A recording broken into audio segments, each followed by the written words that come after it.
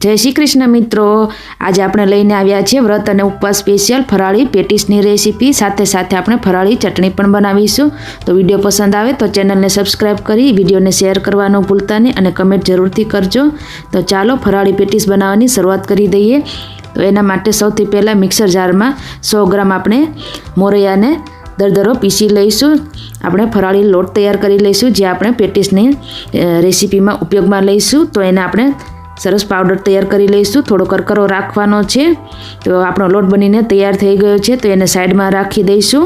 તો હવે આપણે પેટીસનું અંદરનું સ્ટફિંગ બનાવવા માટે ફરીથી મિક્સર જારમાં 1 ઇંચ આદુનો ટુકડો, 3 લીલા મરચાં ઉમેરી દઈશું। અહીંયા તમે તીખું તમારા ટેસ્ટ પ્રમાણે વધારે ઓછું કરી શકો છો। ઉપરથી લીલા ધાણા પણ ઉમેરી દઈશું। ધાણા આપણે દાંડલા સાથે જ ઉમેરવાના છે। આને અધકચરું વાટી લઈશું।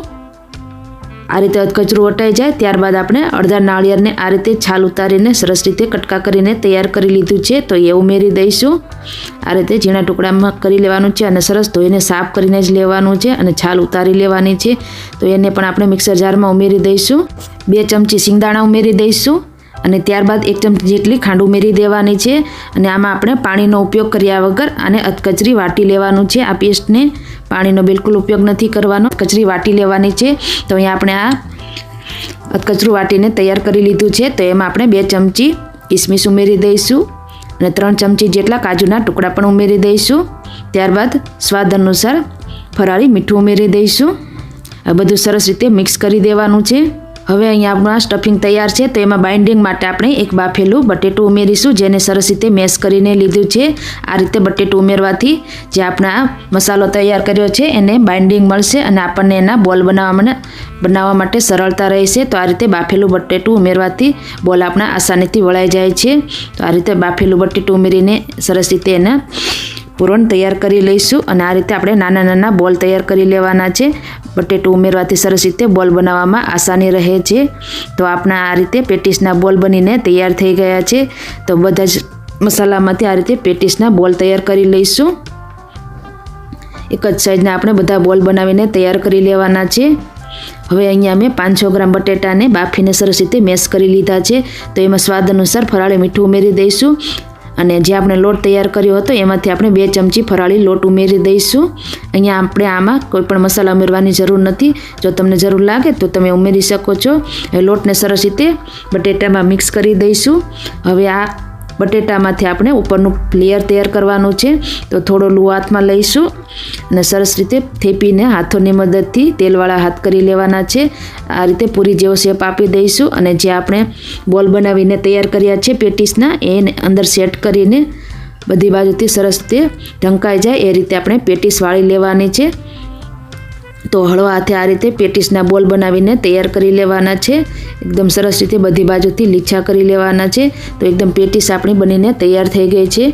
તો બધા જ પેટીસના બોલ આપણે આવી રીતે બનાવીને તૈયાર કરી લેવાના છે। તો હવે આપણે ફરાળી ચટણીની રેસીપી જોઈ લઈએ। તો એના માટે મિક્સર જારમાં આપણે થોડા લીલા ધાણા લઈ લઈશું, 1 ઇંચ આદુનો ટુકડો અને 2 લીલા મરચાં ઉમેરી દેવાના છે।